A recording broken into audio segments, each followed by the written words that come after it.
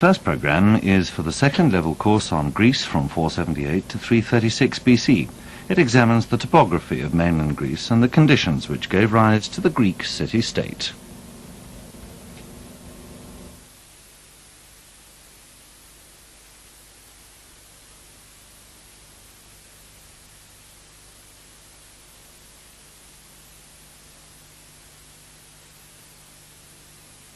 Land dominated by mountains and the sea. Throughout history, the mountain ranges have provided a barrier against the invader. But they're also great dividers. There are no large rivers to link region with region, no natural routes running through the country. Nowhere is far from the sea, but the coast is rocky and good harbours are rare. Greece is materially a poor country. Less than a quarter of the land can be cultivated, and then often with difficulty.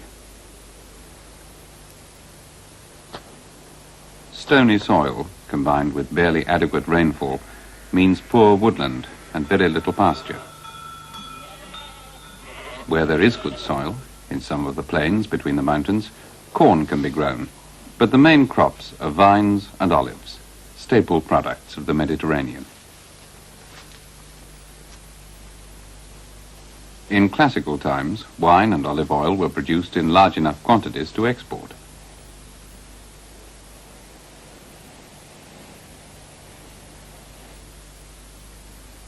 The hundreds of small islands scattered over the Aegean are often poor and linked only by the sea.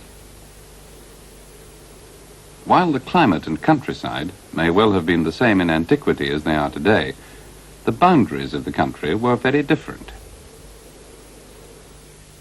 To the north was the kingdom of Macedonia. The most northerly of the Greek states was Thessaly, but it played little part in the development of Greece. Further south lies Boeotia, a region sufficiently fertile to support a number of prosperous farming communities. They formed a federation, often controlled by Thebes, but it seldom became a major political force.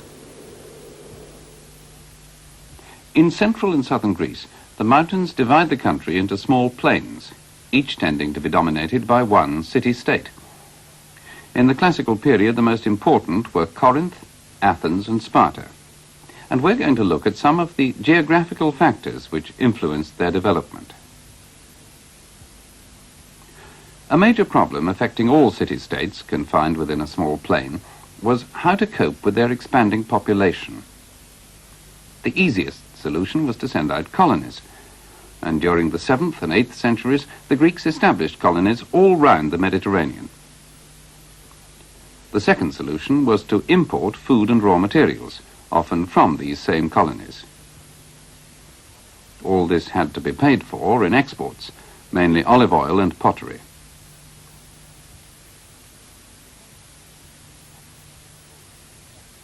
The third solution was conquest, or rather battles with neighbours, over land which would enable a city to support its own population. Corinth, Athens, and Sparta all reacted to the population problem in different ways. Sparta was remote from other areas, situated inland in the broad and fertile Eurotas Valley. Today it is still covered with olives as it was in antiquity.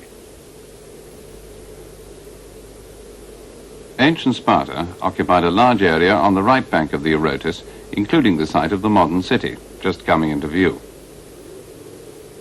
In the distance are the Taygetus Mountains, which provide water for irrigation. They were also a source of timber, always a valuable commodity in antiquity. A group of trees to the north of the modern city marks the Acropolis, an insignificant hill. Ancient Sparta consisted of 5 scattered townships, unwalled in the classical period. She had few notable buildings, and as Thucydides foretold, the scanty remains reflect little of her ancient renown. The buildings still visible today are Roman or later.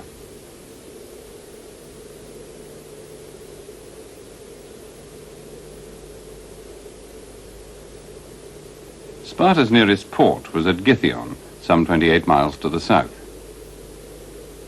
But it was little more than an open roadstead exposed to winter gales, and it's not surprising that the Spartan navy never assumed any significance. When she had gained complete control of the Eurotas Valley, Sparta still needed to enlarge her food-producing area. The most attractive land within her reach was the Messenian plain on the other side of the Taygetus Mountains.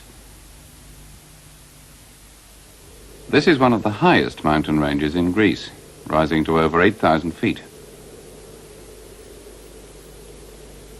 In a long and difficult war fought across these mountains, Sparta managed to defeat the Messenians and took possession of their land.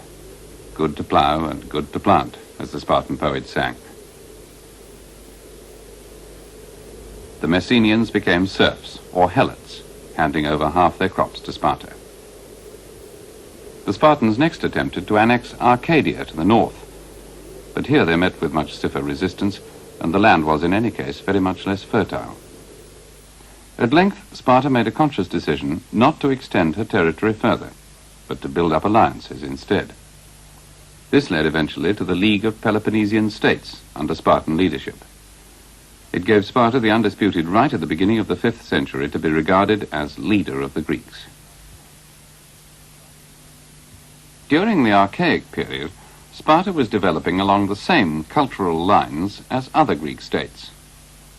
Her pottery was of a high quality, though not as popular as that of Corinth. Fine bronzes were also produced. The best known is probably the enormous crater found at Vix in France. The workmanship, particularly the relief round the neck, is magnificent. But gradually, the constant threat from her vast population induced Sparta to develop a way of life radically different from that of any other Greek state.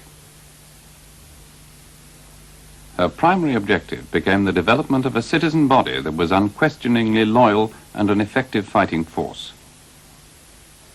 By the 5th century, she had the strongest army in Greece, but no literature, architecture, or art forms.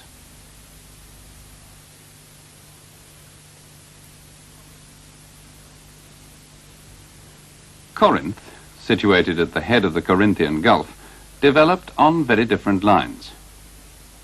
Her great advantage was that she commanded the narrow isthmus linking central and southern Greece, a position of vital strategic and commercial importance. The city lies about 2 miles inland, on a plateau at the northern foot of Acrocorinth, the massive rock which forms a magnificent, almost impregnable acropolis. It commands the entire surrounding countryside, and is one of the strongest natural fortresses in Europe.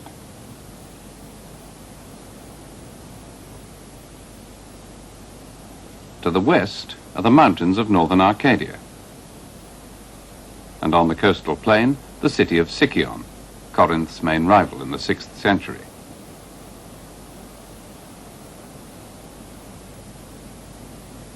To the south is a jumble of mountains separating Corinthia from the Argolid. To the east is the Saronic Gulf. To the north, the isthmus and the modern city of Corinth. Corinth covered a vast area. Her long walls ran from the top of Acrocorinth to the main city area some 1,500 feet below. Then they ran on to the port of Lycaon on the coast, a circuit of about 6 miles, though not all the land enclosed was thickly inhabited. Although she controlled the coastal plain, Corinth was restricted by the mountainous hinterland, so it was inevitable that she should turn to colonization and trade as a means of expansion. She had the great advantage of 2 harbors, Lycaon on the Corinthian Gulf, the main seaway to Italy and Sicily, and Kenkriai on the Saronic Gulf, leading to the Aegean. Corinth had also built the Diolkos, a paved slipway which was used to winch boats and cargoes from one gulf to the other. From the 8th to the 6th century, Corinth was the wealthiest city in Greece, exporting terracottas, high-quality bronzes, and above all, fine pottery.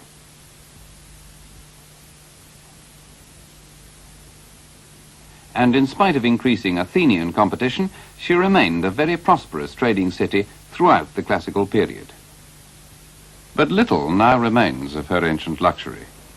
The site of the main excavations is extensive and difficult to understand, largely because most of classical Corinth was destroyed by the Romans and then built over in the 1st century AD. Ancient Corinth must have been dominated by the great archaic temple of Apollo, just as its ruins still dominate the site today.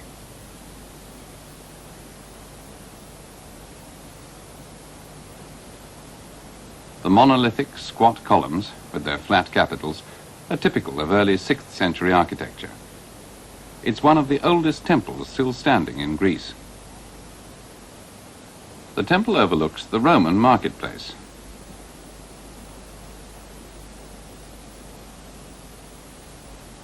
The site of the Greek agora is uncertain, but it's probably not far from the temple.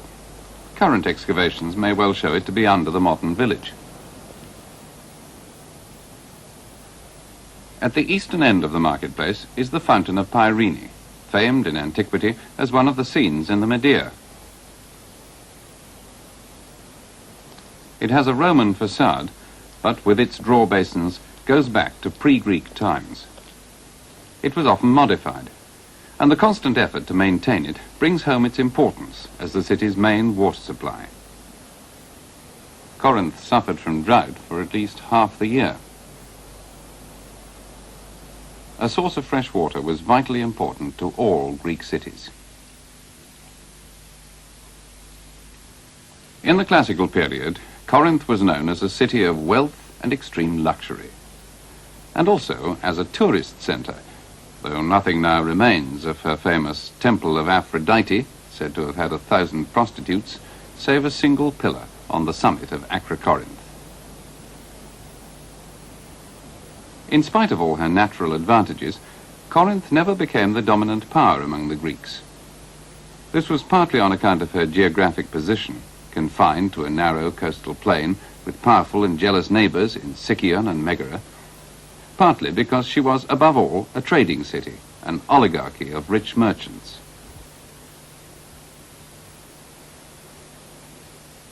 Which brings us to Athens. Unlike Sparta, or Thebes, Athens had brought all the other settlements into political union with her at an early date, and they agreed to form one state with Athens at its centre. Athens inevitably became the strongest city of Attica. Her surrounding plain, now almost filled by modern suburbs, was by Greek standards large. The original city, which later became the Acropolis, was a natural fortress. Though not particularly high, the rock rises sheer from the plain, with cliff-like sides.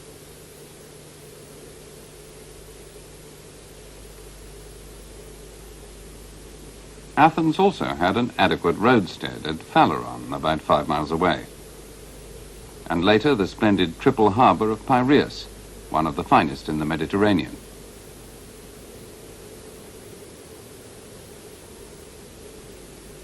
Attica is the driest region of Greece, with barely enough rainfall to grow wheat.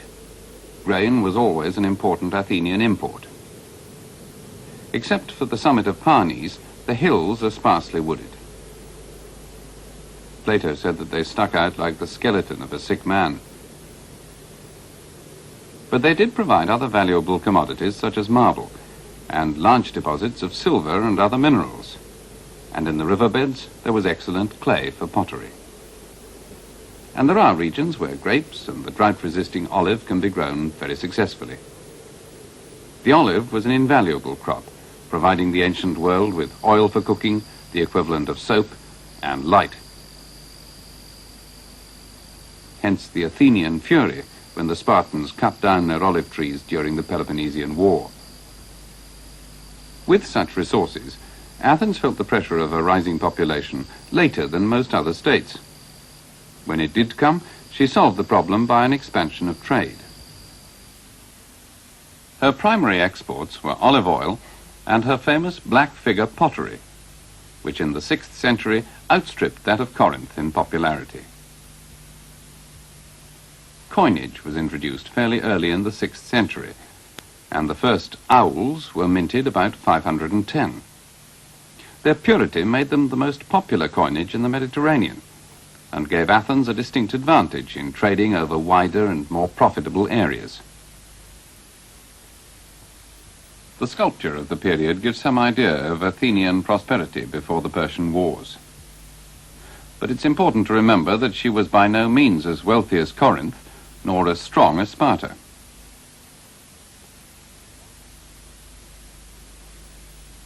During the 6th century, the majority of the Athenian population was still scattered in the Attic countryside, and it's worth looking at some of the areas outside Athens. To the north, Attica is bordered by mountains, but communications through the passes to Boeotia weren't difficult, so they are guarded by a chain of forts. The fortifications at Eleutherae are particularly well preserved. 8 towers, 40 to 50 yards apart, are connected by walls up to 12 feet high in some places.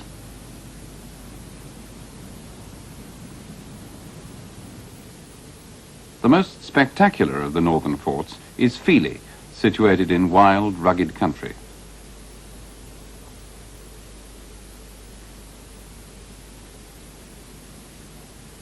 Its strategic importance at the head of the valley leading down to the Attic plain is obvious. In 403, Thrasybulus and the Democrats seized the pass and held it as a base against the 30 tyrants.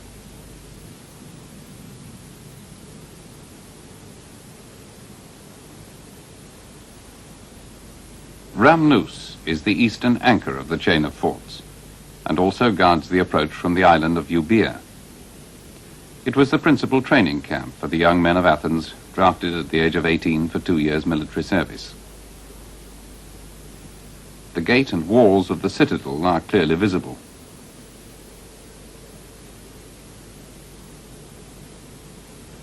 To the south is the plain of Marathon, now built over, but in antiquity a wealthy and fertile region of Attica. It was here that the Athenians defeated the Persians in 490. The central plain is the heartland of Attica. It's very fertile, growing vines and olives. Farming was probably as intensive in antiquity as it is today.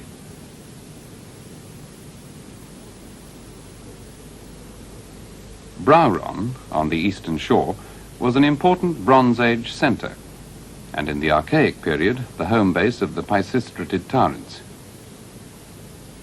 In the Classical period, it was chiefly known for its sanctuary of Artemis. The ritual here involved young Athenian girls known as bears, and frequently referred to by ancient authors.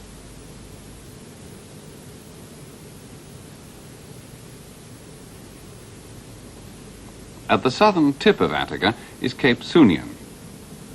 It was a large and prosperous centre, with a good harbour and slipways for ships. Very little has been excavated, but the fortification walls are just visible. Thucydides records that these were built in great haste in 413 during the Peloponnesian War to protect Athens' supply routes from the Spartans. The famous Poseidon temple replaced an earlier one burnt by the Persians in 480. It was a well-known landmark, guiding sailors towards Athens. Behind Cape Sunion lies the industrial area of Laurion, with its famous silver mines, the richest in Greece. The foundations of Athens' spectacular rise to power in the 5th century derived from an unexpected windfall in Laurion when a new and rich vein of silver was struck. In 482, Themistocles persuaded the assembly to spend it on a crash shipbuilding program, and this was a major contribution towards victory over the Persians in 480. The mines were owned by the state and leased to private contractors who worked them with slaves. The tunnels, about a metre high, run in about half a mile or more, following the seams of ore sandwiched between layers of rock.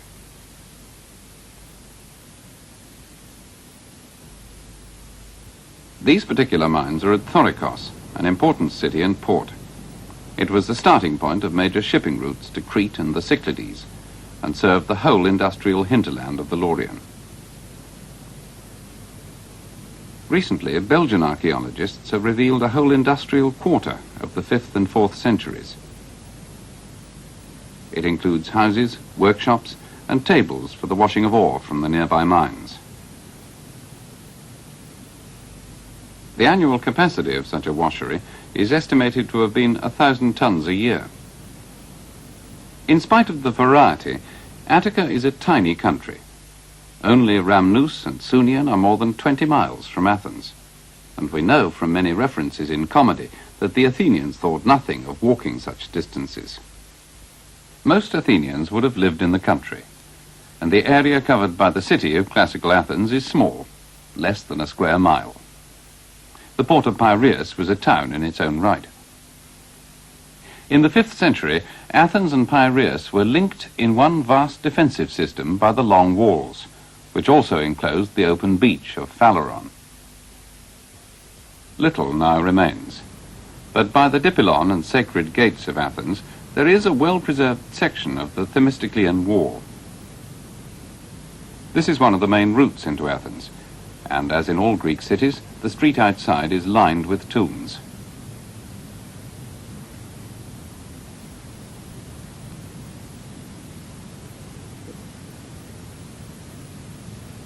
The organization of Athens is typical of many older cities. The original center was the Acropolis, a hill that was defensible without being too high or inaccessible. The rest of the city clustered round the slopes. To the north, in an open, well-drained area, was the Agora, the heart of the classical city.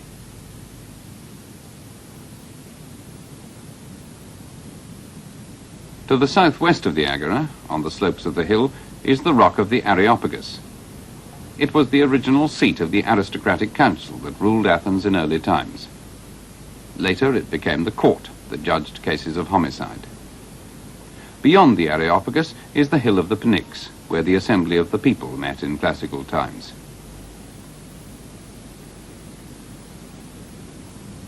And in between these public places were crammed the private houses and workshops of the ordinary Athenians. Agora and Acropolis formed a sort of double nucleus. With the passage of time and development of democracy, the Agora gained at the expense of the Acropolis, until it became the most vital and distinctive element of civic life. In other programs, we shall be looking at the development of the Agora and the buildings on the Acropolis. The purpose of this program has been to give you some idea of the organization of the main city-states, and to help you bear in mind the geographical factors influencing the course of events during the classical period.